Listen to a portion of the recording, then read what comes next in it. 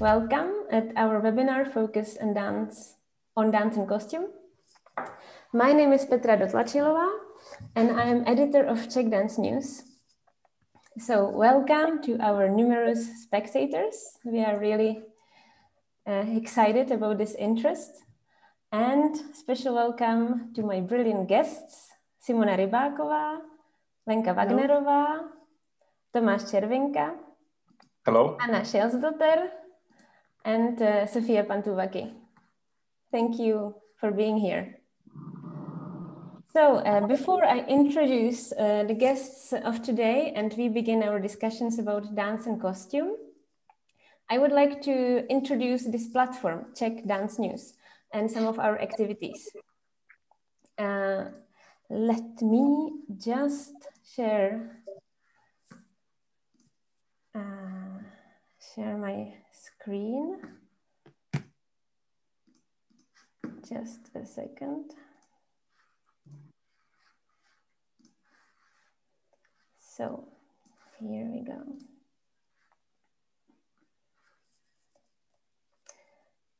So Czech Dance News, or Taneční aktuality in Czech, is an online journal that offers news, reviews, interviews from the world of dance, which is mainly in Czech language, but we also translate selected content into English.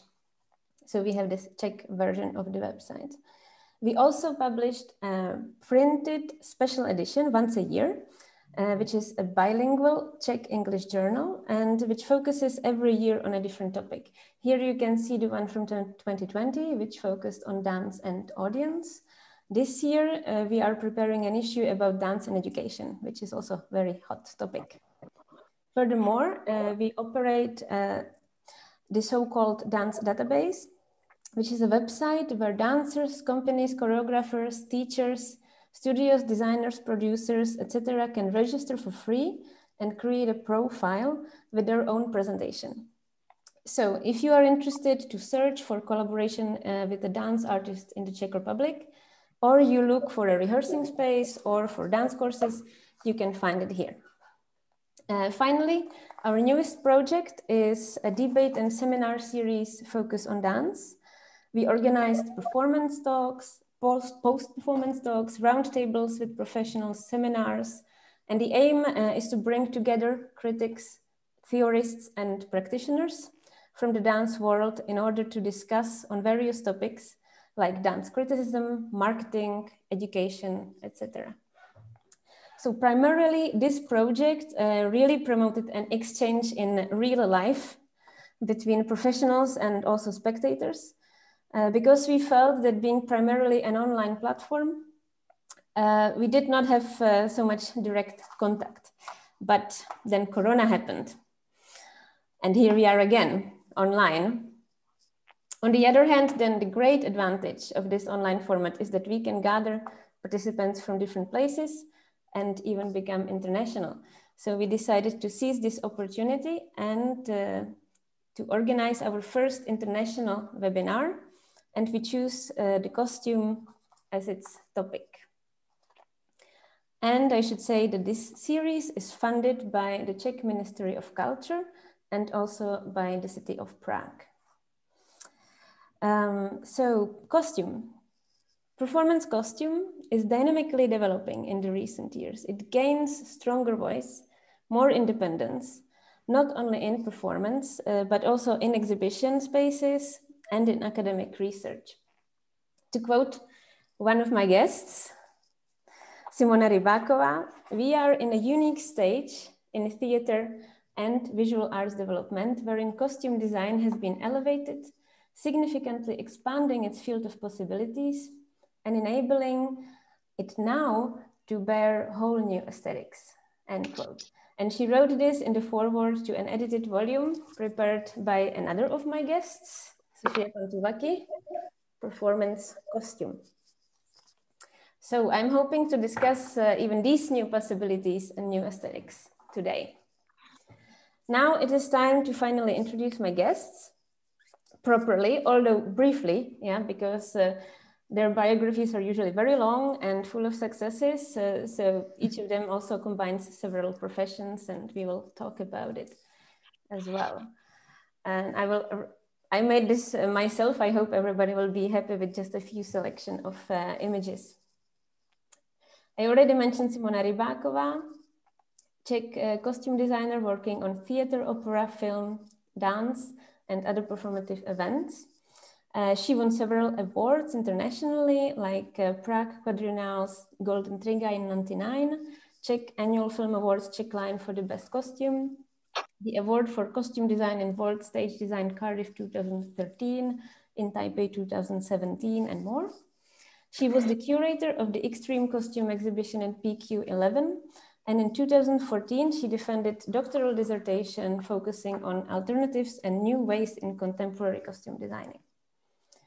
But the beginnings of her career are connected to a dance company, the ballet unit Kramp, or in Czech, Baletní jednotka Křeč. And one of her latest contribution was also for a dance performance, Panoptikum by Lenka Wagnerová and company. And I'm sure we will get to that because our next guest is Lenka Wagnerová, Czech choreographer, director, and dance teacher working internationally. She has created a series of original works for her company, like Panoptikum, Amazon's Gossip, Sorcerer, Riders, and others, where she always works with costume in an interesting way, in my opinion, and which also is quite special in the context of Czech contemporary dance scene.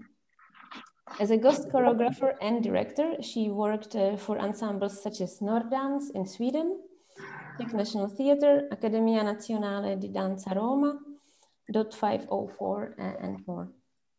And she also taught internationally in Sweden, Denmark, in Finland, or France. Then we have also one of her dancers, if we can say it so, Tomáš Červinka. He was before member of the Czech National Ballet. Then he also performed with the contemporary dance company Decadencers. There he also choreographed, and he danced in Lenka Wagnerová piece Riders. Currently is a member of Norddans company in Sweden. So he has experience from both classical ballet company and contemporary dance company, which I think will be interesting for our discussions. And the fourth guest I would like to introduce is Swedish cutter, tailor, and costume designer Anna Kjellsdotter. So by now you can already see a kind of secondary theme of this webinar, which is combination between Czech Republic or connection between Czech Republic and the Nordic countries. There is no coincidence there. But Anna's combination of profession, she is both cutter and designer, is actually quite rare, and not only today, but even historically. We will certainly get back to that later. Anna is also very fond of dancing. In fact, it was the love for historical dance and historical music that brought her to specialize in the making of historical clothing. And she's really an expert in this area. And this is also why we met, collaborating on a research project performing pre-modernity in Stockholm. She works at the Swedish Royal Opera as cutter. Before she was head of costume and wig department at the Hong Kong Ballet.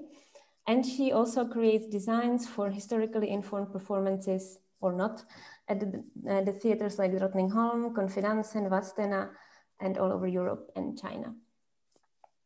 Finally, I am also very honored that my invitation accepted Sofia Pantuaki, professor of costume design at Aalto University in Helsinki, but originally from Greece.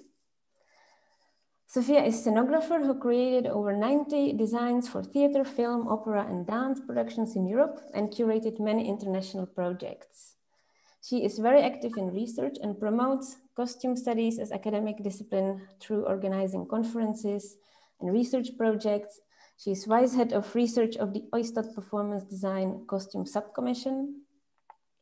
And amongst her many contributions to this field, she co-founded together with Donatella Barbieri the peer-reviewed journal Studies in Costume and Performance, and co-edited this latest contribution, Performance Costume, New Perspective and Methods, published this year.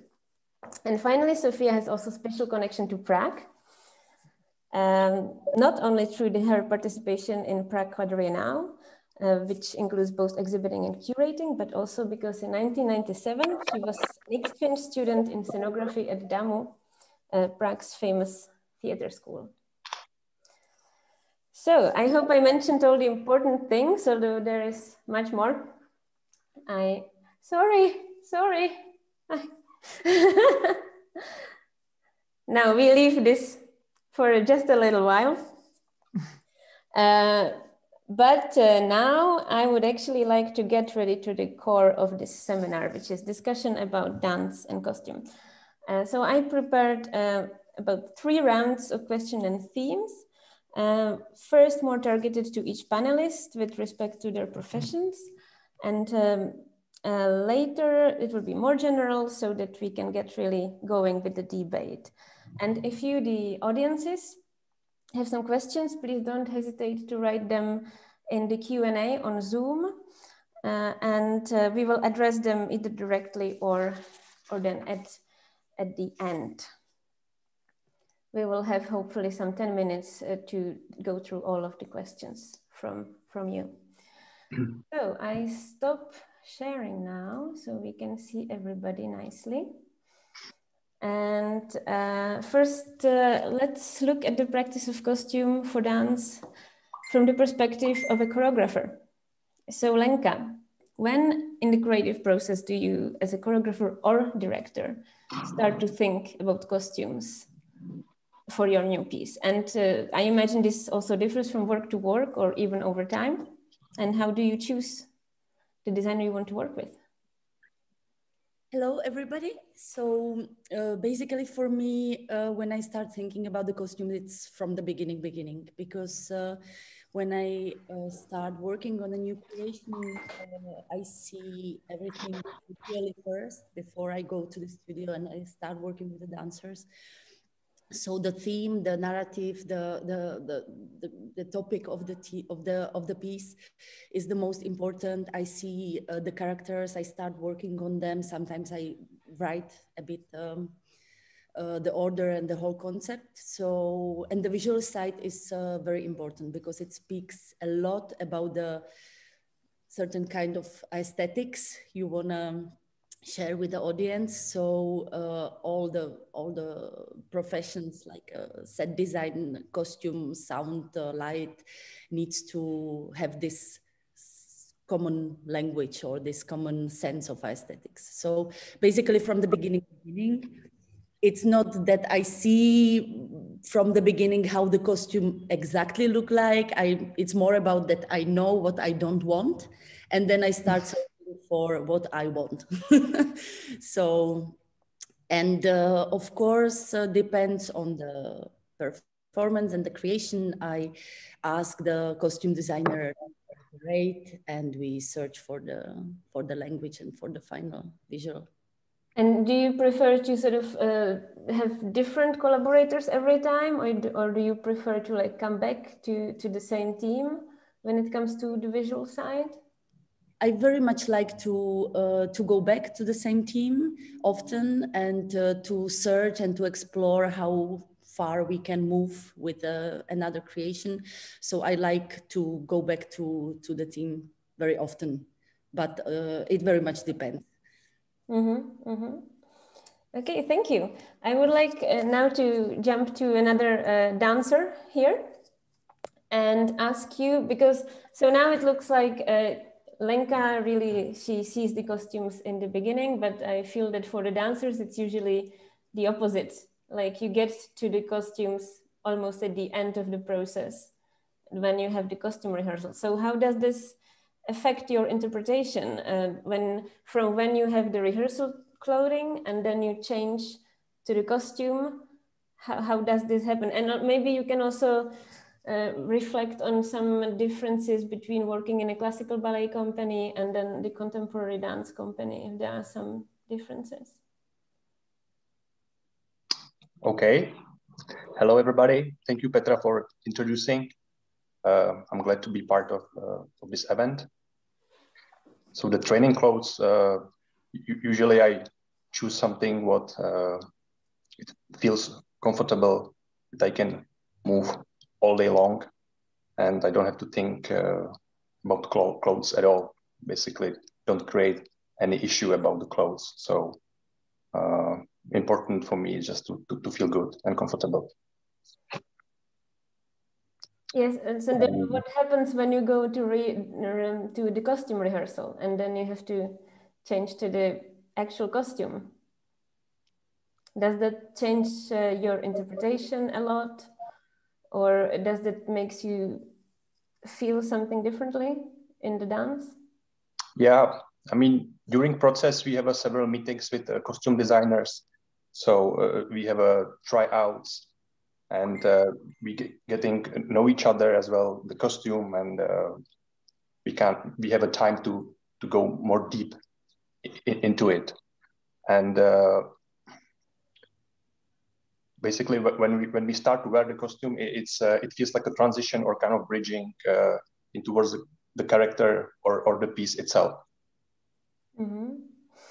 Can you maybe have more time in the costume or with the costume before the performance in the contemporary dance company, or like I imagine that in the ballet company you have rather fewer rehearsals in costume, or not?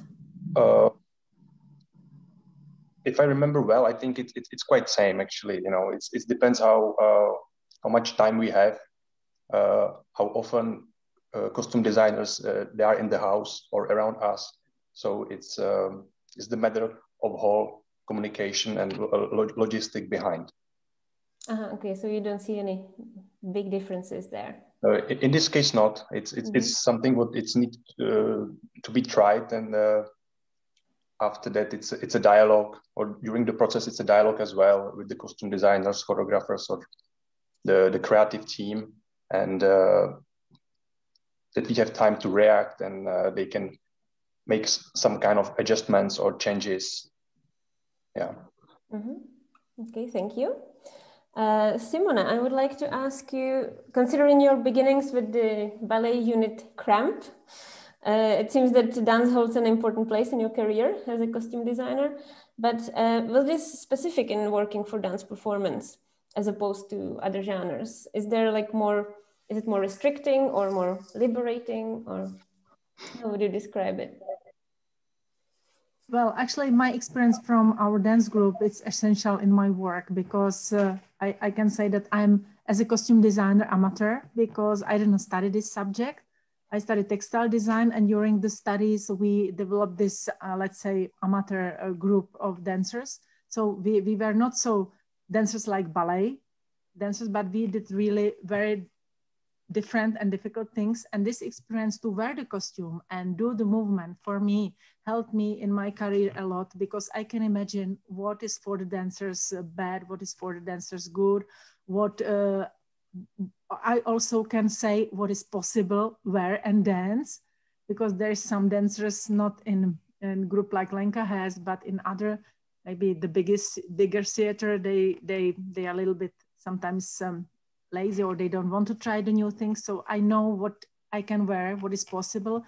But on the other hand, it's absolutely important for me to give dancer comfort to dance what director and choreographer want, and the costume has to follow this. So it's a lot about the collaboration, and this collaboration is really inside myself since beginning. So this is a great experience I have, and I use it almost every day if I work for dance or any kind of theater pieces. Thank you. I was also wondering, I can imagine a lot of restrictions when it comes to dance costume, because it must just enable the dancers to move however they want. But maybe is there also like a possibility for like more creative freedom, especially maybe in contemporary dance, or maybe even in other? I think for me, the core is the collaboration since beginning, as Lenka said, because if you really want to have a costume interactive, that costume is really part of narrative and play, the dancers has to get this costume in beginning. Of course, we don't have the costumes, the real costume in beginning, but we can have some kind of prototype or something which is similar, that they give the dancers and choreographer and director the chance to imagine what could be happen with this part. And then we as a designer have to come and try to make this, let's say, training costume in the level of design. And this is sometimes a bit difficult, like with Lenka, and Tomáš also mentioned it, that sometimes dancers wear, for instance, the training trousers, and they are very stretched and very comfortable. But for the design, we need something which looks like trousers. And then we have to find, as a designer, the material which is still very stretched, have a good possibilities for movement, but looks in the design our character has to have on the stage. So this is kind of experience, and also it's a lot about the collaboration, because I think that we as a designers, we cannot restrict dancers. So we have to help them. So there is a lot of moments which are pretty difficult to make the design in the way which is for both sides comfortable and looks like we want to have. Mm-hmm. I mentioned that your previous studies in textile were an advantage in this. Yeah. That's also that I know the materials. I know how they move, how they feel, how they work.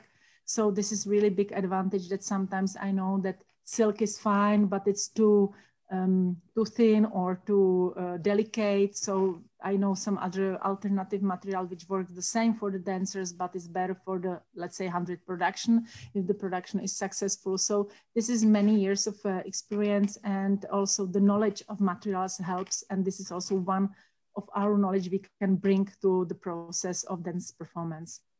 Mm-hmm. Thank you very much. So when we speak about the process, I would like to ask Anna, who is a cutter at the Royal Swedish Opera. So could you explain, because maybe not everybody knows what a cutter is. So first of all, if you could like say, what do you do? Mm-hmm. And then how it relates to the other disciplines, for example, to the costume designer. Yes. And how does this communication take place? Mm. Yes, so as a cutter, I'm a part of the costume department, and my responsibility is basically to look at the drawings and to visualize this and to hand out the work to the tailors and to make sure that this come up on stage as the artistic team wants it to look like. So in this process, it could start at least in a big theater. I would say at least 1 year before the premiere, we will see the final drawings, and start to think about fabrics, where to look at for things, what specific things they need for this production, and then that's when I meet the designer for the first time, or if I worked with them before. But this is when we have the model shown to us to start work. And so my challenge as a cutter would be that I will have to make this three-dimensional costume out from this two-dimensional drawing. This is basically what it is. And this could look very different because every designer is different. And how the design look on that drawing is also, I have to read the design and make this visual. This is the crucial part for me, because they can look, every designer is new, every artistic team is new. So I have to get to know them and to understand what they want, because the drawings is sort of, some people make them very artistic. It's nice, but it could be difficult to understand, all the pieces and the cut out. So I have to sort of try to cut it down to a technical drawing for me, or maybe ask, seams, what is the fabric, or what do I need to, how can I cut this out? But I like the process, but in the big theater, if you have a huge production, it could be maybe 50 of the same. So that's very important to make a sample, try out on one dancer to see that you are right and you all agree about what is there, and to try the layers, or is it heavy, light, how does it look when you move before you start to work with the rest. And is it possible that they draw something that's impossible to make? Yeah, yes, but I think that sometimes when I see drawings, you know exactly how to do this. It's like, it's no problem. You know, almost that you can come back in 1 year for premiere. You know, it's very easy to understand. And sometimes that could be the feeling, yes, that, okay, what is this? How can I do it? And that's where you have to start process and think, and I maybe have to make a lot of samples to get there. I would say that most things are possible, but you need to try out and see, because I find that some very strange things, you understand that if they can try it on stage for a few times, maybe they will, you know, skip it. It is also a part of it. So if you are, you think that this, how does this work?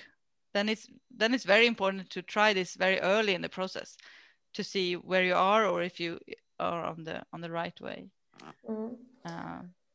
And you have to ask other, you know, or call a friend or some other cutter somewhere, ask for help.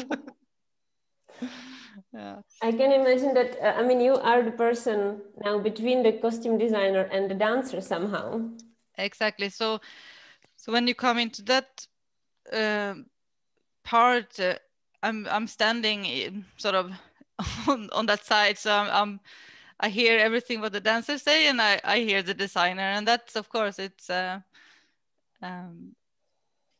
also you have to be smart of hear both sides and make both sides happy.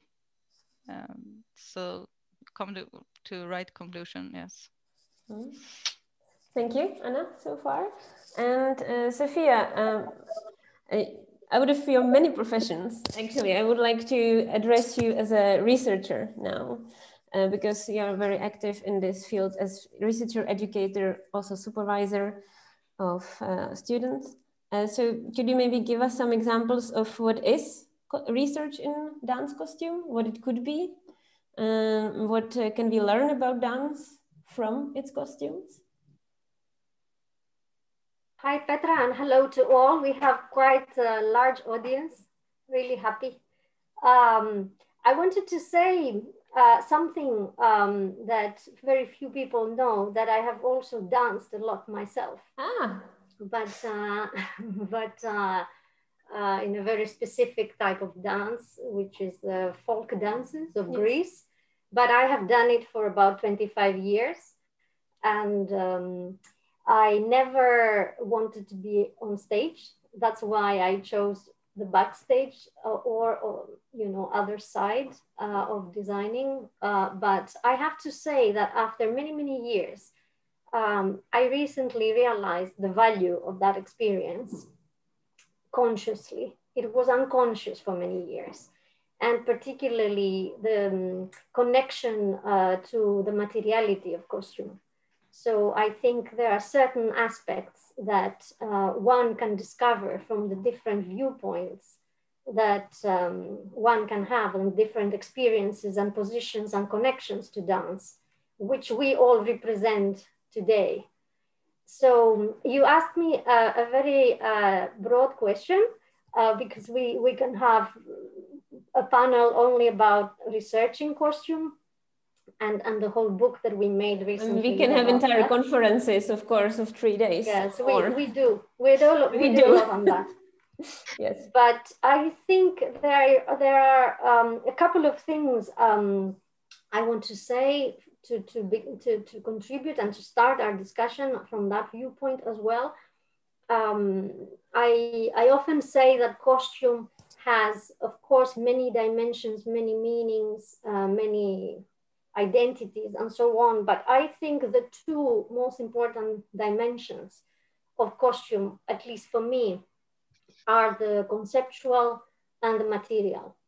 And this is that costume is an idea. The idea could be the representation of something. It can be visual. It can be also very philosophical. It can be psychological.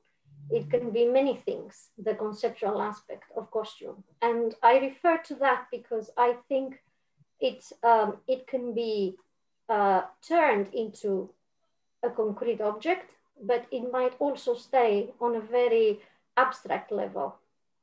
I will explain what I mean. And then there is the dimension of costume, which is the material one, which is usually tangible. It is an object that is made and it is worn and it is seen.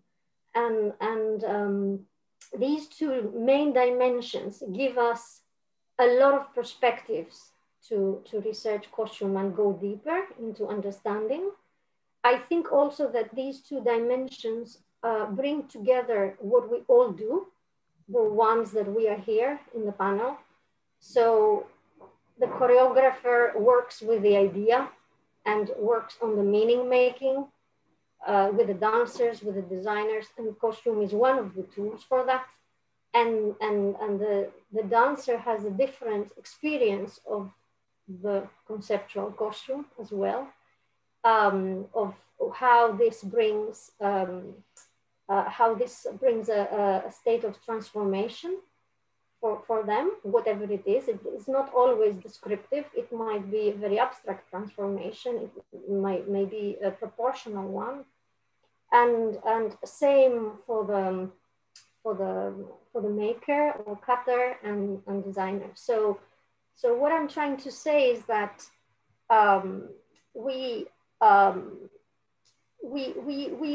the current research is looking at these different dimensions. I think the most established so far area is that of the material study. And this is where we have done most, perhaps because it is more tangible. So we have studies looking at the costumes in the archive, for example, which is one of the most developed and traditional ways. So you look at it after, but you also look at costumes through photographs and through sketches, as you have done. And so that is a tangible way, in a way.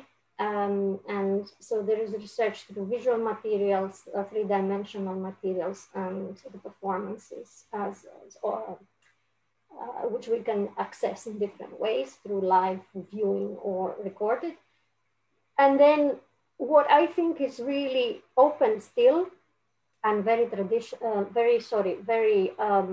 challenging and very interesting, at least for me, is the research of the conceptual aspect of costume, which relates to the meaning making, to the understanding of the audience. The audience as well, I think, has a connection to both dimensions, the conceptual and the material. And of course, they filter and they perceive something possibly different.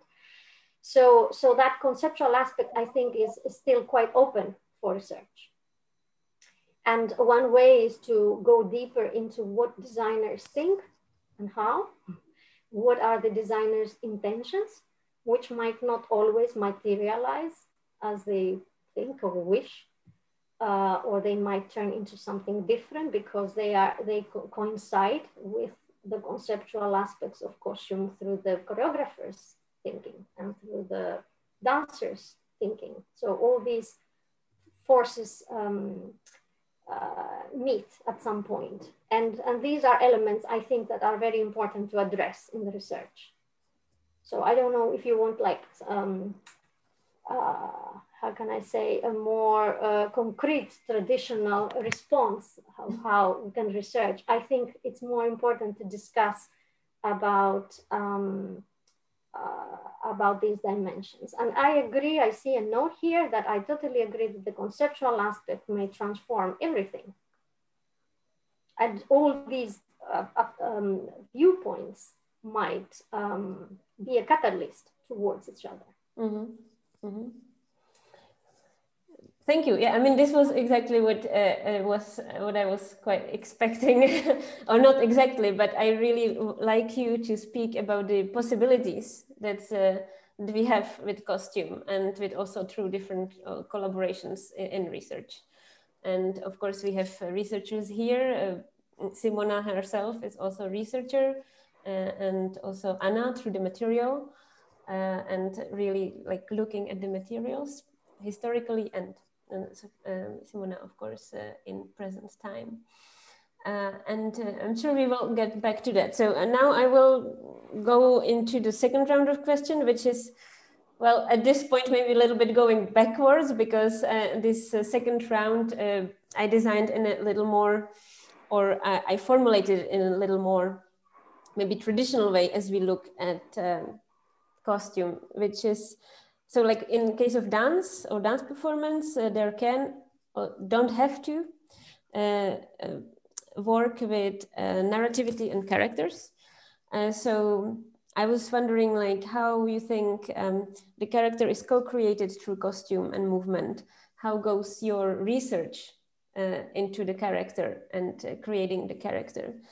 And how like the creators really communicate between each other. So now maybe we have Lenka and Simona who really have this experience of communicating about the characters in the piece Panopticum. So yeah, maybe maybe Lenka, you can start how you create the characters, how you think through the movement and costume together. We don't hear you. You are muted. Okay, you hear me? Sorry, apologize. In this performance, already from very beginning, the costumes were super important because there are many characters in this performance, which is based on the freak shows, and the characters are very different visually. In terms of, we are playing about people who were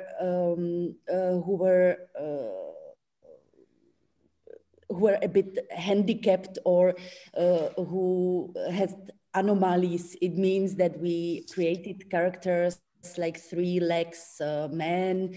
We created a woman with the legs like octopus. We had the Siamese. We had very different people on the stage, and our dancers, they had to swap from many roles, from role to role. So we were searching for the costumes which at the first time that they specify the character super much, and also they bring something like a limits, which I like very much. If you, for example, if I explain you have very heavy head or you have very heavy arm, it gives you a certain limit, which is very important for the movement quality later. And so we were searching for the movements actually almost at the same time while we were searching for the costumes. So from the beginning in the studio, we work with the costumes, not the original one we had in the end at the premiere, but we fill up the studio with many costumes, long dresses, whatever. And we play with them basically from the beginning. So can I ask, so you and Simona, did you like talk from the beginning, like which kind of characters you actually choose? Well, actually, in the beginning, Lenka was collaborating with my colleague and friend Jakub Kopecký. He is a scenographer. So they were talk together in the beginning about conception and so on. And later, Kuba invited me for this collaboration to help him with the costumes, because we work very much together with other directors, but he's not so much in the costume, in how to realize the costume and so on. So I was very happy with this invitation. That's why we met together with Lenka and group, and it was really very great overlap. Or it was like the rounds from the watch, because dancers start with something, and Lenka had absolutely clear the idea what she will work about with people with other bodies, and then they start to create something that they show these results to Kuba and me. And then we were looking for it, and then we get the idea of what kind of costume can help them for the next round. So it was kind of, how to say, make layers of collaboration. And of course, something was too difficult for them, so they tried to dance with that costume, but then we modified for them the costume for better movement. So I think that was really, Lenka, tell me maybe if I'm not right, but I think it was really good collaboration in team, which is not happen so often, because people that doesn't have time or doesn't have money or doesn't have interest, or there's many reasons why we are not meeting together with dancers since beginning. And I love this collaboration, special for this, that there was really very mutual and whole the process. So that was my feeling, my experience. Yes, it was exactly like that. I was super happy about this because we spoke the same language. We were just supporting each other, and the ideas were just growing. It was really great. Mm-hmm. Yeah, from your talking and also like from other presentations, I understood that surprisingly for me, this maybe is not so usual to have such a close collaboration from between the choreographer, the designer. So can you maybe Tomáš, do you have also experience from the National Theatre and from other companies? Did you experience such close collaboration as well, or also like that the costumes were really like making the movement in some of pieces that you worked with? Yeah, well, it depends if it's something what we creating and it's a new production, or it's something what was already made, you know. So of course the costume was made as well. So they will just bring it and we wear what was made. But if it's something what it's new from the beginning, yeah, usually we are as well like involved in it, not as a designers, of course, or like that, anything like that, but from the perspective as a performer or dancer, how does it feel? And yeah. Can you say how does it feel? I mean, in the terms of character, like how does it help you to get into the character from like when you go from rehearsal studio then to rehearsing in costumes? Does it like evoke something that's maybe wasn't there before? Yeah, I mean, it's I would say it's completely another experience, you know, like during process, you study the material, the choreography, the whole piece, your parts, your colleagues. But after that, when you wear a costume, it's another sensational experience, which needs as well to be trained, and you have to go through the experience that you are able later to deliver like a solid material to audience. Mm-hmm. Thank you. Speaking of characters, Anna, you also work with historically informed performances. So there you work with costumes that are often made after like historical models, not only like visually, but also in cuts.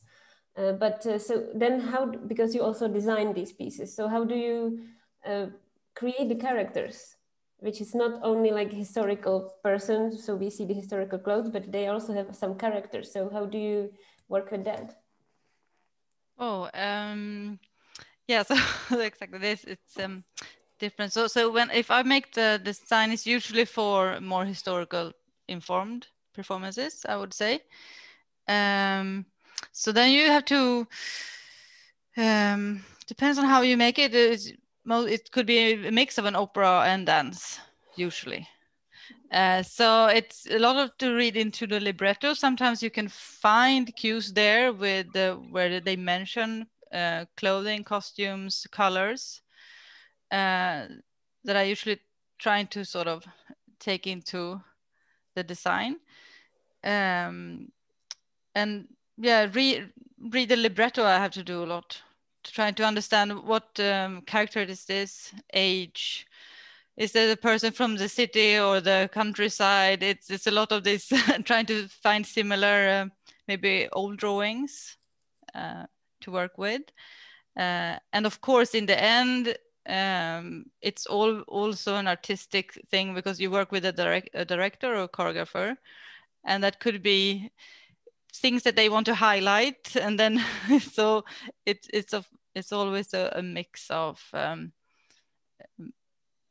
maybe you need something that is a bit more modern, or depends on what kind of how they want to do it. But I find that a lot of the texture and the materials around it, especially with fabrics, is important, especially if you work on with the candle lights, or if you work on a stage where have a modern lighting. It's very, very different when it comes to colors and fabrics and textures, because it's so different if you looked at historical, what kind of fabrics they used and how they were used. And on a modern stage, you can basically use every fabric, because you can change the lighting.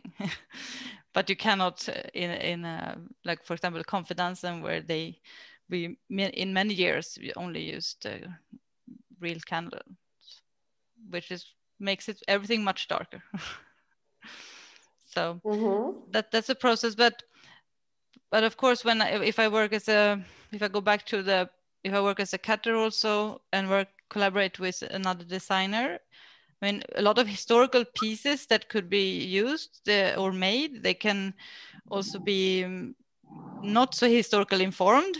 Some people, they want to have those 18th century costumes in another setting, and that creates a lot of other problems, because usually they suddenly want them to make a fast pirouette or something that would not happen if you go back to maybe more historical dance. So then you have to start to change, or see what can you use under, how can I build this costume with other fabrics. So and I hear Arvid, Lenka, and Simone also, that if you're going to work with those more historically formed costumes, you need to have them from day one, because they're usually more heavy.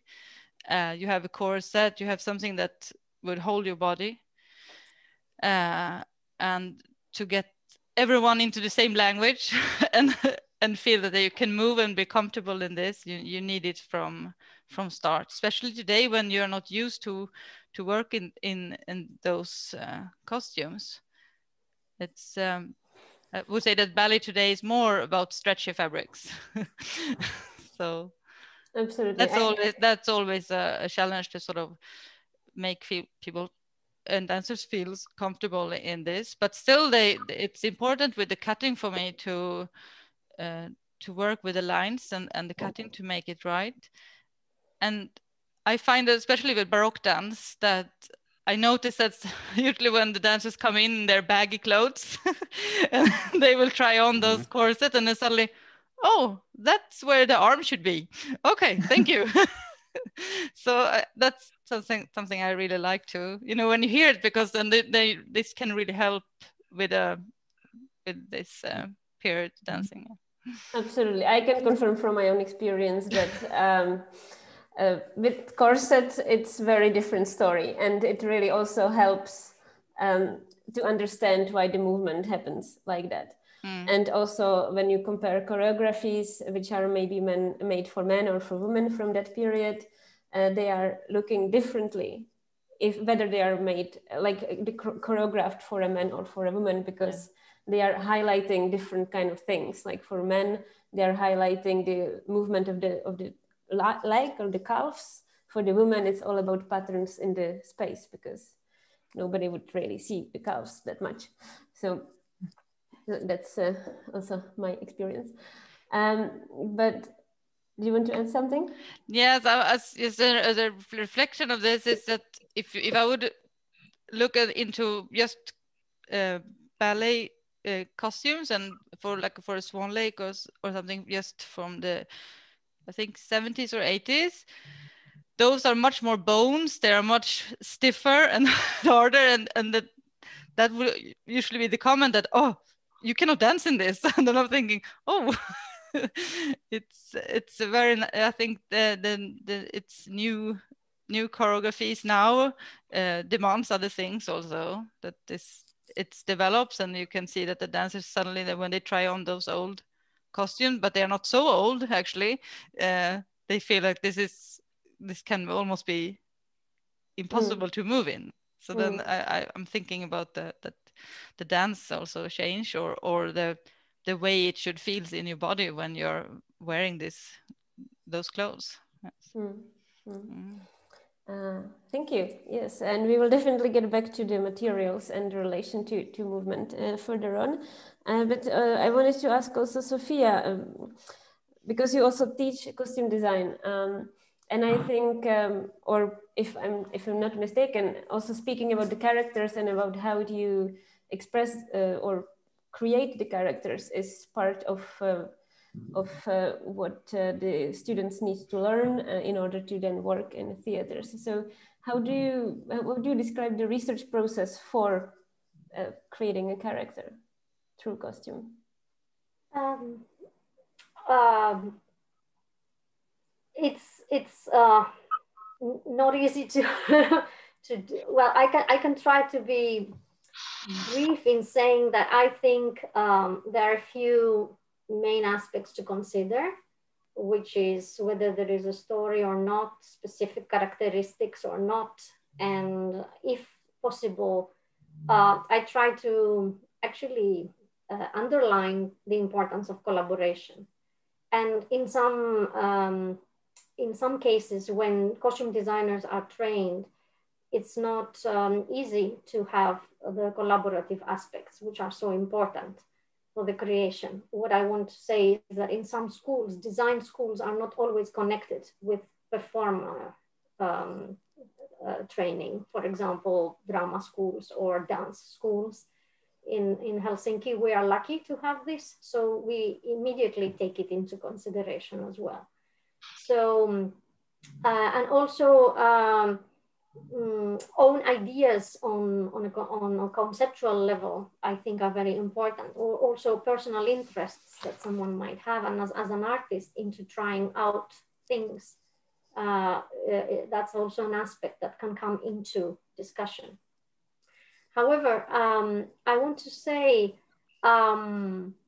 that, and somehow connect something that Simona said earlier about the comfort of the dancers and trying out, and then what Anna brought into the discussion about the past and past materials and contemporary materials, and also somehow reply to one of the questions or comments in this Q&A that we have, which is also about the notion of comfort and whether this might be outworn today.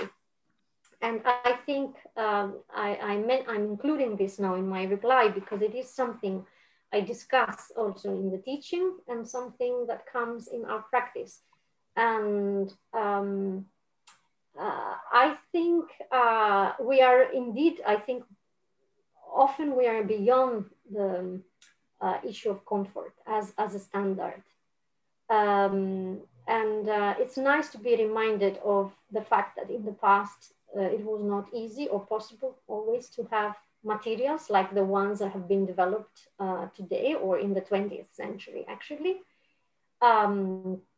Because today there is quite a lot of experimentation with very unconventional and non-comfort materials. And I know also Simona's work is quite experimental in that sense, in general, in dance beyond. And we have many examples of other colleagues who experiment with materials which are not the usual nowadays stretch materials. And I think this is indeed very inspiring, and it could develop interesting forms or interesting new ways to move. One thing that comes quick into my mind because I've written about it is the work of a UK-based colleague, Dawn Summerling, who worked with Michelle Mann, and they created a choreography based on costumes made of porcelain, They presented it in at the Critical Costume Exhibition 2015, and you can find it online. So, you know, what do you do if you are wearing porcelain and the restrictions or type of movement? But even if it's not so hard material, and even in a softer case, I can go back to my own design maybe 20 years ago. I had to design non-human characters who were moving. They were the bells. I was designing Notre Dame of Paris, and we had like a dance of the bells. And what happened was that I went through a lot of experimentation with a mix of fabrics and other more stiff materials, and created different forms. And the choreography eventually was very much based on the shape. So the costume led how the performer will move back and forth and in different directions, guided by the shape and form of the costume. It's just one example. We can have many.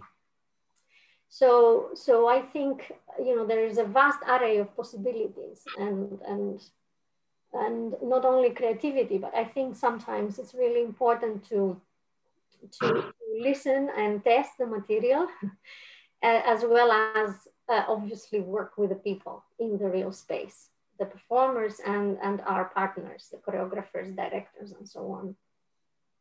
Yes, so we are actually, with your reply, already moving to the third round of themes that I wanted to open, which is really like how material and movement or dance and costume inspire each other in one way or in another. So maybe Simona, you want to add from your experimentation,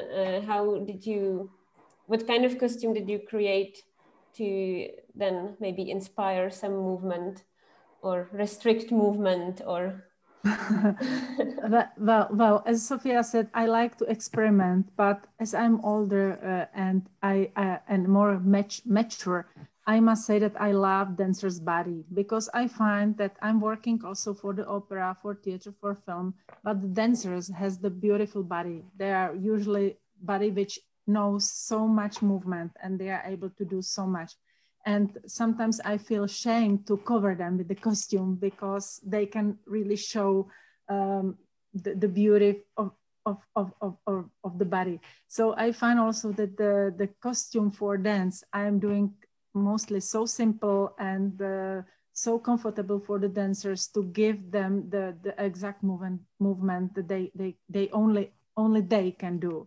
Because if I have opera singer, for instance, it could be big, nice, beautiful voice with big body, which has to be put to some corset and some crinoline, but they show something different than dancers can. And this is something what I really, really appreciate. And maybe you were asking about it before also, what's the difference between costume for dance and for the other. So I think the dancer's body for me is very inspirative. And I was doing class performance in National Theatre in Prague, and we had Jan Kodet, he's a Czech choreographer. He has 16 great dancers, and they were such a beautiful personality and such a nice body that I really make so simple costume, almost transparent, just to show the body and the movement. So that's my passion, I must say, about the dancers. But the dance, the material, of course, it's very important, because we want to, in dance, we want to be very creative, very big, nice, do nice costumes, very effective. But the first is really the dancer and his safety also, because they are doing very difficult things. The body is warming up, and we cannot make the dangerous situation for them also. This is also a very important thing. So in one picture you show in Bouquet, it was performance in National Theatre.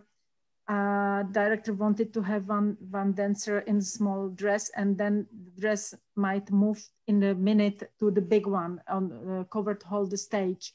And this is for me something which is a big challenge.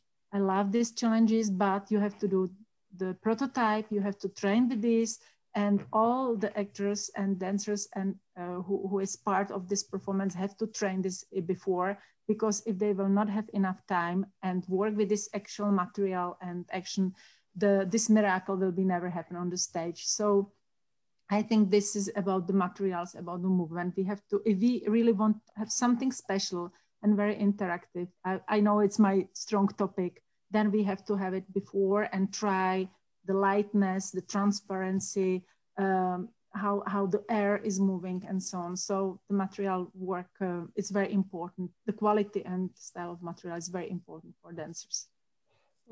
Thank you. I was wondering, Lenka, you some of your work, they have very particular costumes, and the dancer really works also with them. For example, when I think about Dark Horse, there is this very long, I don't know how to call it, piece of cloth that is sort of extending. So I imagine this really gives a lot of impulses then to the movement. So was the idea first about like having a long piece of cloth that will be then doing something, or what was the idea there? And how does it work with the choreography then? Yeah, very often I love to use the costume as an object or as an partner at the same time. So it's not only I have a clothes which creates the character, of course, but sometimes I use the costume and the parts of the costume as a partner, as another dancer, or as an extension of the story. So for example, in the Dark Horse, the main character, she has a beautiful long tail, so the dress is kind of endless, and she's working with the tail with a material. Then we play, actually we very often play with the transformation of that. In a minute it works like a dress wrapped around the body, then it's a long tail of the crocodile, then later it's a weapon, it looks like a whip. So this is the way I love to explore with the costumes and play with them. Sometimes the costumes needs to help in the partnering. For example, they need to have a special grips. Sometimes I don't know, we use the costume as a sound machine. For example, we had little metal plates sewed on the sleeves, and then we were searching for the movements and the impacts and the qualities which can create the sound and the echo. So it really depends what we are searching for, what kind of character I search for. But I love to play with the materials, I love to play with the objects, I love to play with the set, and to give them like a certain kind of life during the performance. So everything what the audience see on the stage is very important. So nothing for me, like no-name costumes or no-name visual sites are not working. So Thank you. Yeah, Tomáš, do you have experience with this kind of work? Like, did you like also collaborate on this kind of creating with costume? And how does that feel for a dancer? Yeah, well, for example, with Lenka, I worked on 2 productions and 1 choreography, which I would say one was like very specific into the characters. It was the Odysseus in Nordans we did.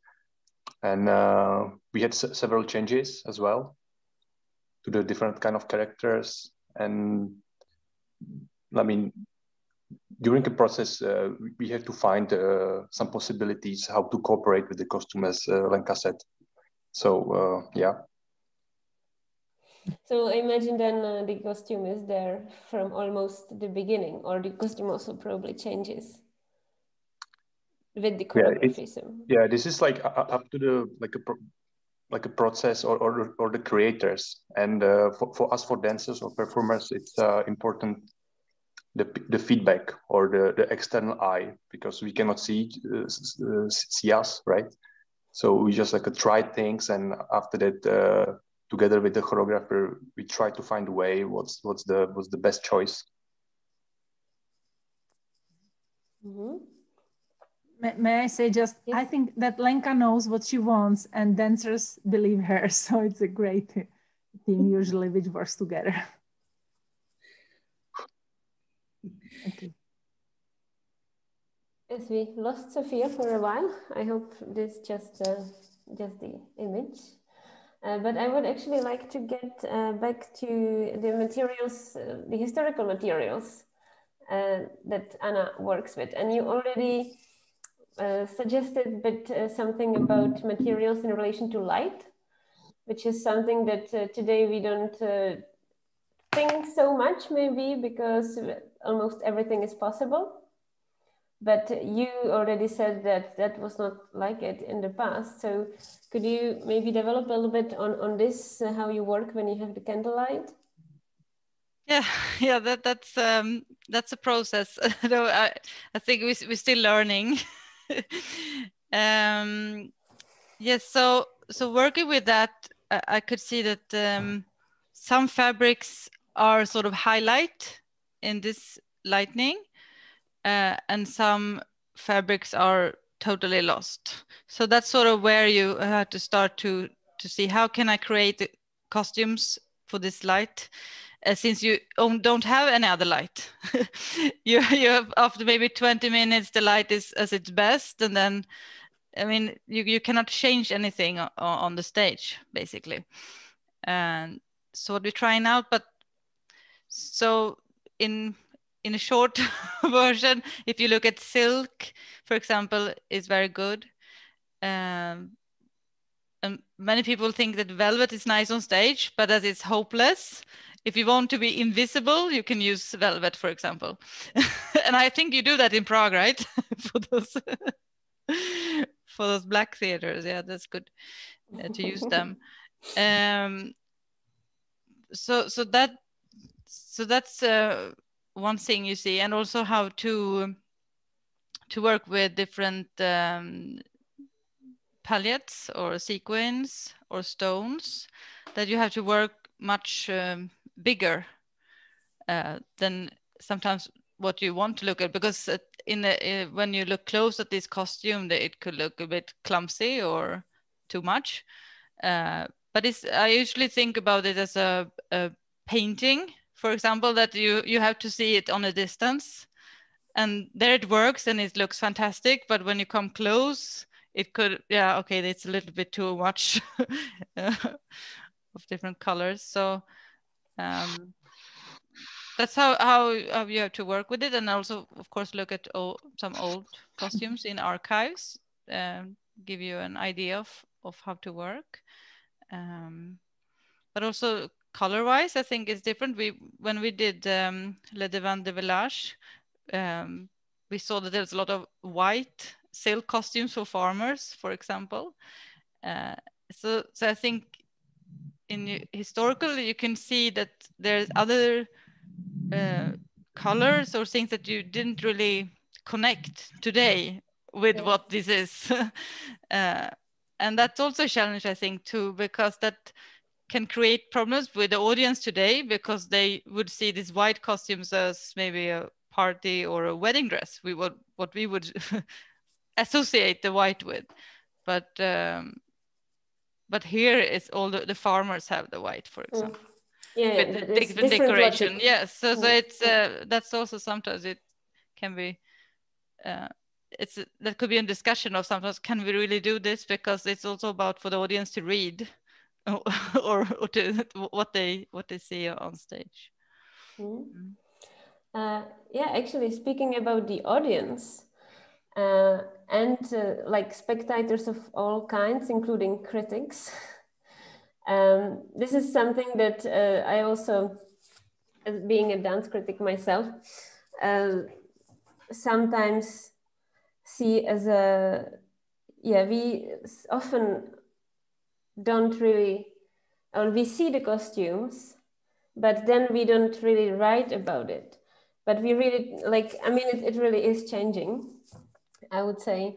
So how is your perception of the feedback you get on the costume for dance? Simona, Sofia. You mean from the critics? Or audiences, I mean the people who watch.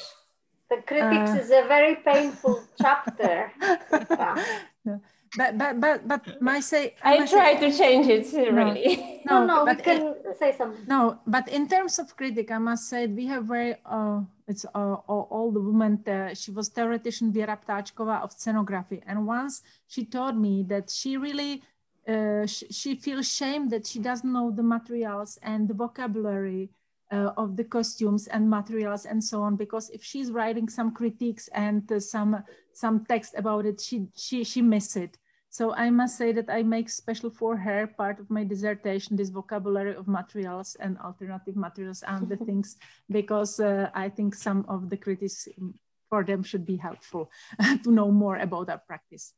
But yeah, that was just a small remarks about this issue.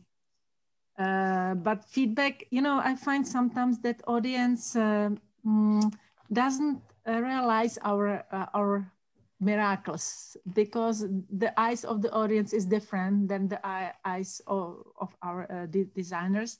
And many years ago, I made the big opera in the Theatre of Estates, and I used the plastic bottles from the water. I put them around all the skirt, around the crinoline. And no one from the audience recognized this. They just feel, because it was working very well with light, that this is some kind of big diamonds or big stones or something like that. So I think we can play and we can do some fakes and things, and only we know what is the real, what's the reality. But of course, the costume with light and with set and with movement, it's completely different than only the costume. If the costume doesn't have the body, stage and light and movement, it's just piece of clothes, and it's maybe you can take it and you can clean your floor with it, because you will not recognize that this is something the beautiful you saw yesterday in the theater. So all the things must be present to have the costume in the real looking, miracle looking, what we try to create for the audience and for the stage. May I add? Yeah.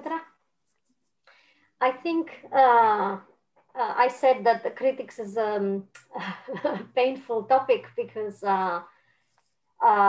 if someone, like the example that Simona mentioned, if a critic is worried about not using the correct words for material, I think this is already really advanced. And I would be happy if critics would worry about such precise, let's say, more expert comments. But if I look at it from a more global perspective, I have seen in other countries, or in many countries, critics do not really know how to engage with costume. Sometimes also not even with the set. So in Finland, frequently, we are very happy if the costume designer is even mentioned, I have to say, unfortunately, in some cases. And in Greece, we joke a lot about the fact that critics use very few words to describe costumes, usually if it's beautiful aesthetically, or rich, or if it's like a period ballet, maybe if it connects to the period according to their opinion. So I think there is a limited understanding, and of course I'm generalizing. There are some expert critics for both theater and dance, but my experience also discussing with colleagues is that the majority is not trained to that level. And a lot of critics come from maybe theaters or dance studies background, and they discuss the typology of the movement or the connections to the dramaturgy and such things, not the design as such.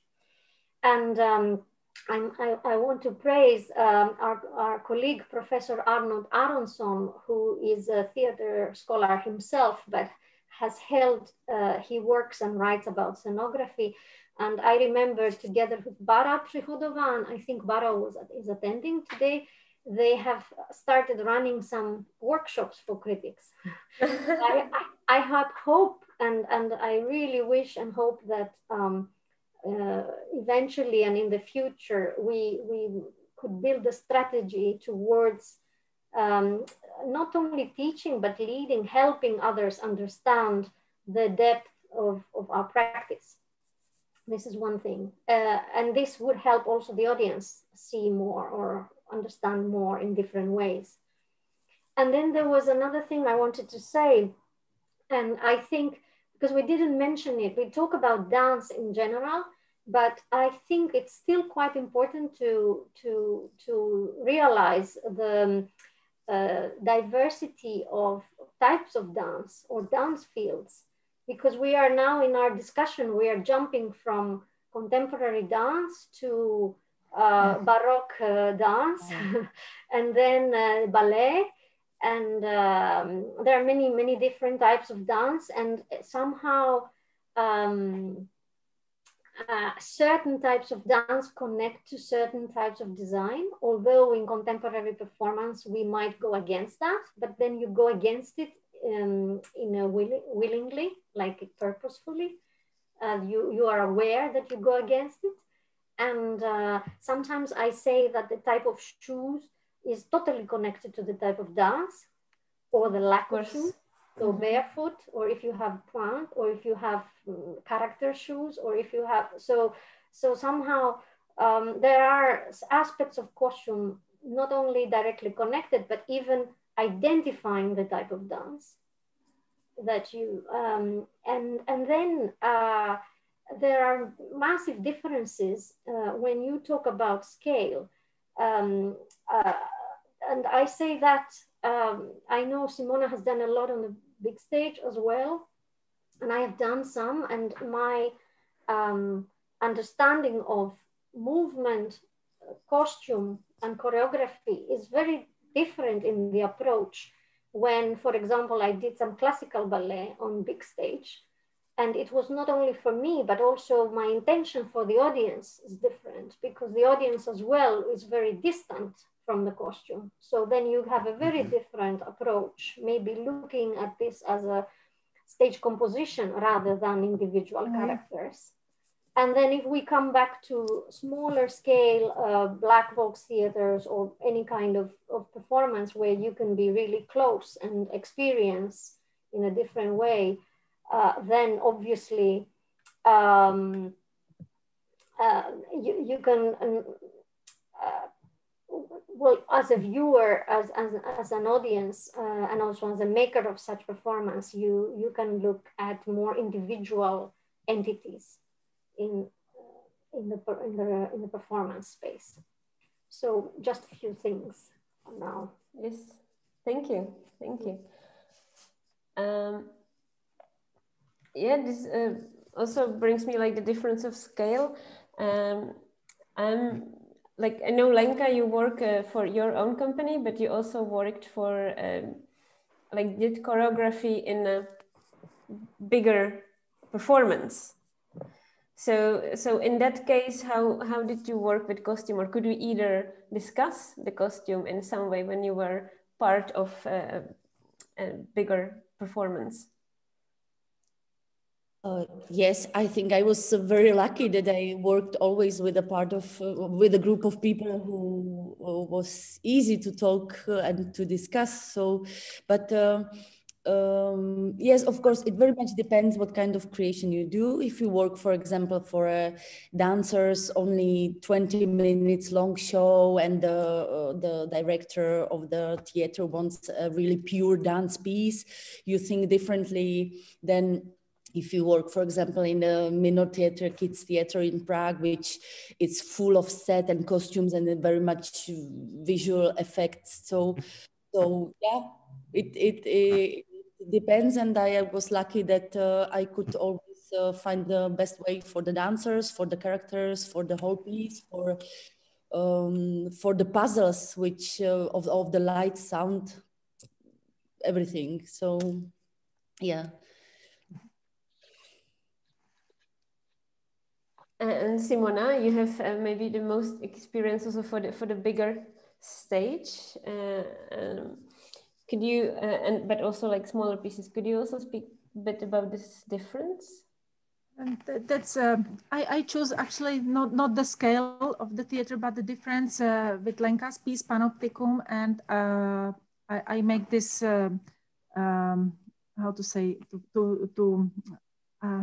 compare. I make this comparison of two pieces in a critical costume, because I was working with Lenka and Jakub on Panopticum in the same topic, and on the same side, in the same theater of musical, which was also the musical topic, Elephant Man, Man with 3 legs, Conjoined Twins, and so on. And I find that theater with narrative doesn't give me so much creativity with the costume like the dance piece with Lenka, because there we were working more without words, more with metaphors, with emotions, with feelings. And this is for costume more, for me, more creative. Of course, the musical was narrative. There was the songs, there was the exact characters. So I was doing more historical research. And, but the result of these two comparison for me, it's dance is for me the best and most open theater or performative format where costume designer could really create something together more freely. Mm-hmm. Anna, did you have the same experience? Because I know that you also worked with some smaller scale dance performances. Yeah, I think you all mentioned those different things here. I mean, it's for me, it's a mix. I mean, if I would talk about those historically formed performances, it's a special way of thinking with that, and yes, more fixed perhaps in that form and silhouette. And when making smaller things or modern, it could be modern also, but then you can think a bit differently and work more with a theme, or be creative in another way. Yes, which is also nice. I mean, I like both sides, so it's not that, but they are very different in the approach. I mean, how to work and how to think about it, and be more do more experiment with. So, I mean, we have only 6 minutes to the planned end. I would rather, we could talk forever, really, but I would like to stay to our planned time. We will also, I would like to invite the audiences to pose their questions if they have some. We have already had something in the chat, but feel free to post your questions. There are some interesting comments in the Q&A, Petra. I don't see anything. Oh.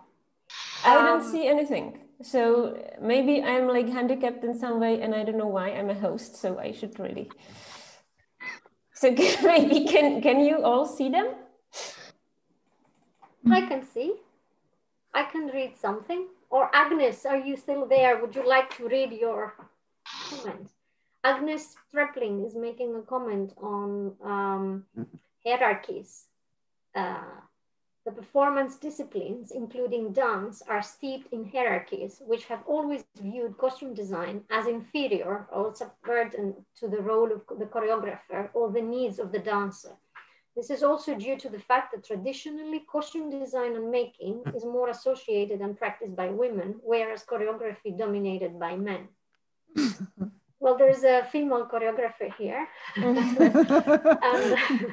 and this is actually a wider discussion in the field of costume, the gender issue of whether costume design is seen as a female profession. And we can say something about that. I can say that I never felt that way. I never saw the hierarchy. Honestly, it's an international discussion. And I know our colleague, Deborah Landis, who works with film, she's very passionate because she realized that women designers get paid less than men in their context.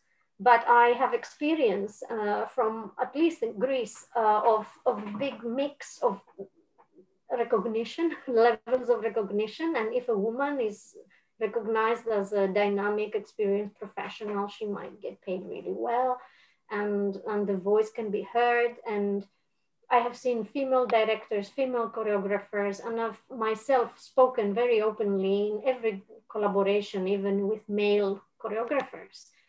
And so I'm interested to hear your experience. I think that it takes, you need to speak and collaborate and share your ideas. I don't know how to say it more simply. Lenka, you were going to say something.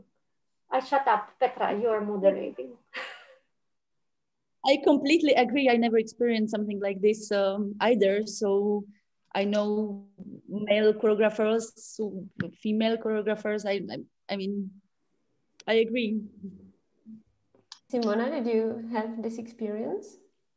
No, I'm not special. I'm working with male and female choreographers, and I doesn't have this also. No. Anna, I mean, we can also like speak out hierarchies of the professions. I know that in the opera house there can be some problems, maybe not connected really to gender, but to where you are. Yes, but I mean, as a reflection, I mean, I would say in many, at least costume department, there are more women working, but there are more men as designers coming in, I would say. Where I have been working, yes, it's been like that. And in that case, how the collaboration works, or I mean, that varies. Yeah, I think it's about it's more personal based. I mean, how the collaboration can work and how often the designer can be in-house and how good they are of telling their, showing their vision and how much they can be there for fittings and invite people to work together. It's very I would say that the work could come out very different. Depends also on the designer, how much they are there and how much they work and collaborate and invite also the tailors and the whole workshop to be a part of the design. Yes. Sophia, do we have more questions? Because I don't see still anything. I have a lot of nice comments. Okay. I hope you will share with me later. But I find now in Q&A, Johannes, he sent a lot of comments and questions. Maybe if he's here, he can talk or ask, because I just was going quickly that he has a lot of good comments and experience. And now I'm really sorry because I don't really see any comments, and I'm not sure if it should probably be me who makes people interact, but I don't see it here. I mean, in Q&A. No, I don't see Q&A. So if you pick your question and maybe two more questions. We have a note here that Lucia would like to answer a question live. Can you talk, Lucia? She's muted. Or was that pressed the button by mistake? If I understand it correctly, Petra, it might be so that the participants cannot actually talk, and they can only interact through this Q&A. Yeah, I think it is. Is that the case? Okay, so maybe I can summarize. Johannes was making comments earlier, but I think I already, participants cannot talk. I think I tried to comment on that already earlier. If comfort is a rather weak and outworn conceptual idea, then he also said that it might be useful to consider looking at the connections between dance and contemporary challenges. Also, actually, no, both historical and contemporary challenges between dance and performance art, or dance and expanded sculpture, or experimental music, as well as if we look beyond the Western types of performance that we have been talking about, other forms of dance we have not mentioned, such as African, Indian, Buto, and so on. Yes. So I think it's at least to acknowledge. And I don't know if any of us wants to say anything about other forms. I personally am not aware, I haven't worked with African or Asian dances, but I can definitely say about folk dance that it is totally shaped by the material. And when we don't think of the contemporary lightweight synthetic materials and we look at the handmade wool, for example, you realize why the movement is shaped by that, and you cannot just jump up and down as easily, and that's what has formulated certain style and weight in a certain type of dance, for example. Absolutely, and this is also similar with the historical dance that we see, how dance would be shaped by its costume. I just find one thing maybe I could comment these questions was that we were talking, if we talk about Vorlenka and her dancer is doing, this is very physical dance usually, as I know the performances.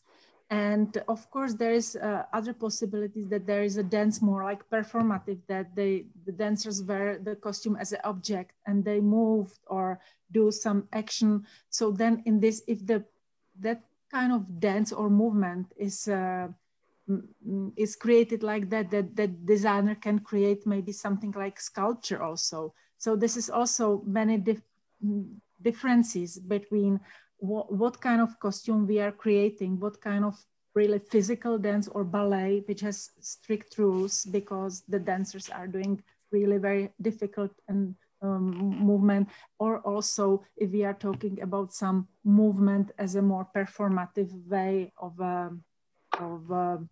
as he mentioned, Jiří Kovanda pieces and so on. So I think this is big spectrum and we didn't get chance to talk about it. So if I'm talking about the safety for the dancers, I'm talking maybe mostly about the ballet or very physical dance, but of course there is so many possibilities how we can create the things and that the rules could be different.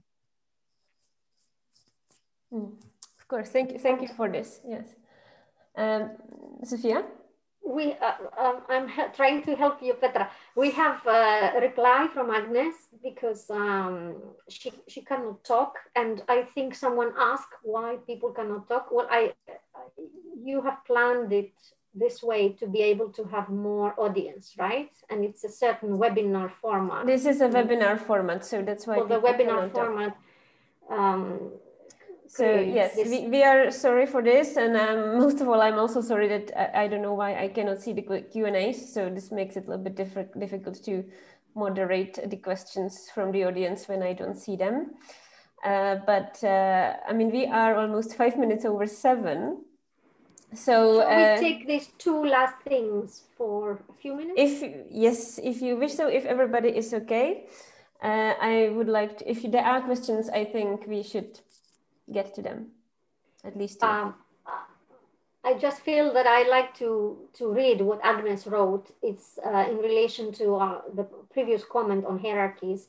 What she says, what I mean is that the role of costume in performance is shaped by this. Not that I personally feel inferior or subservient, but we are still here discussing how the costume should help the dancer performer to what they need. This is an understanding formed over many years of operating in certain hierarchies of the performance. But we also discussed a bit about how the material or the idea might shape the movement of the dancer. Yes, of course. I mean, I also should specify something that also why we are here. This is also an event by Czech Dance News. So of course, like dance was sort of point of entry and also why we sort of assembled here, organized by the Czech Dance News. But of course, from my own research, I acknowledge, and I have been part of current costume debate, that costume can also be very independently and also shape. And I wanted to get to that. I hope that we really got to the new possibilities that costume can offer to dance and to performance, and then also standing on itself. So I don't want to sort of make this costume people feel inferior somehow. I hope we didn't do that. I really want to discuss all of the possibilities that are there in connections between costume and dance. Mm-hmm. And I try to summarize. There is a question by Fadekemi Olavoye. I don't know if I pronounce the name correctly. Why is it difficult for scholars to describe costume and engage with it? I think this touches the worries of all costume designers. Yes, and we can talk about this. And there is another question about sustainability. How do you take sustainability or ethical approaches into consideration when looking for materials? I just say for us, these two different questions. If I may, just to say something to the first one, and because I'm a dance you scholar. Can talk as a scholar. Yeah, first as a dance scholar who, was always raised in the way that, dance is, the last form of art that is reflected in a theoretical way. And, it's very difficult to talk about it because it's something that should be like experienced, it should be seen. And I mean, that's like the challenges that we experience always as dancers and then dance scholars, like how to reflect it in words, then something that is really designed without words, and it shouldn't be like somehow. It's very difficult. And then I started to be interested in costume. How do you speak about that? So like I was already I'm not art historian, so of course like I think art historians are maybe like an easier approach to discuss, but I also was already used to speak about or visual, like describe visual things and physical material things. But then I realized that costume is even more, if we say so, under-researched, and this might be like this difficulty in access for somehow description and theorization of these material things. Same like maybe also some kind of respect with same that came to clothes, and also fashion studies have been something that developed quite late, fashion and dress studies. So maybe now, Sophia, you are more expert in this. So what are the challenges?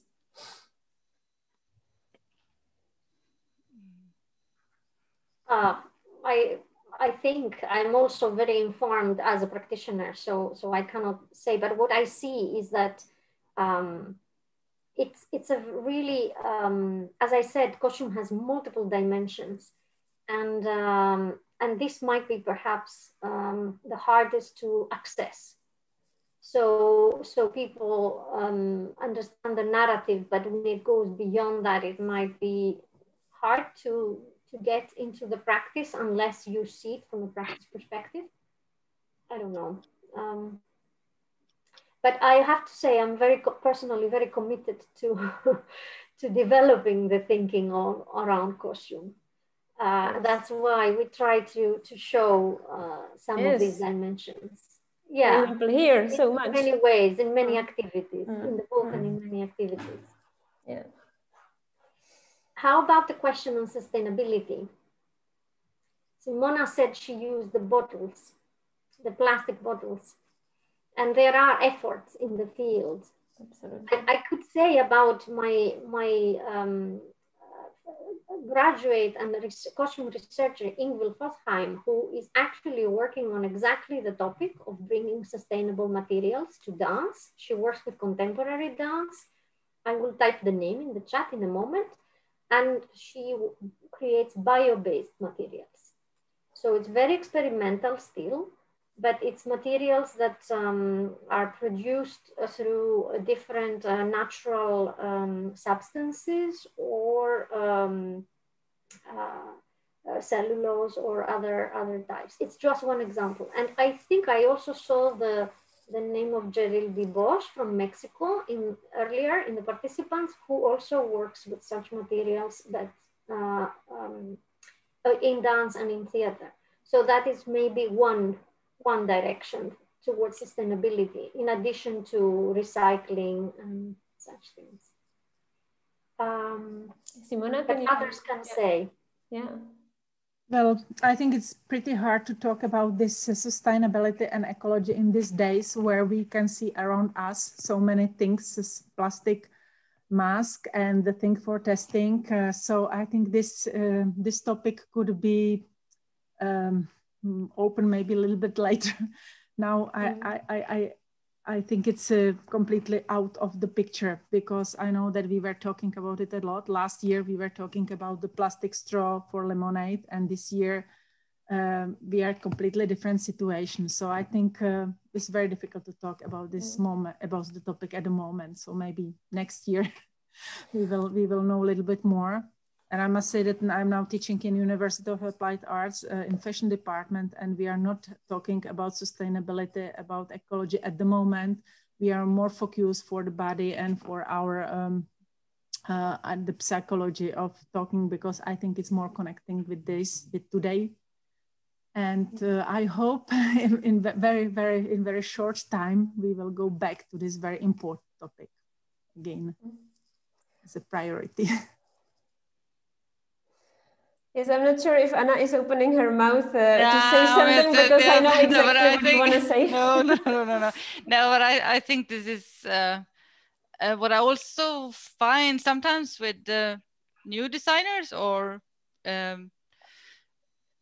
is that I find that we have a lot of things in storage. In a big opera house, there will be many costumes hanging there, and I think this is also a way of thinking of how can we reuse them, or how can you reuse, remake,